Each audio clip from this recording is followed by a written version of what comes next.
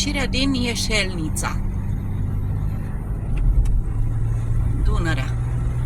Au avut cioara imperială Dunărea aici, uite, uite. Și cât putea să se spele în ea, bă, frate, tot negru a rămas ca tășunile. Negru ca tăciunile au rămas țăganul imperial. Cioru, ciorică, place, ha? Ai fost în România să-l bați pe Mișa, tu-ți nația ta să-ți fut în loc să vii, uite aici. Uite aici, mă, pe unde ai crescut, tu vezi? Ești, ciorică. Ți arăt eu, ciorică. Uite, uite.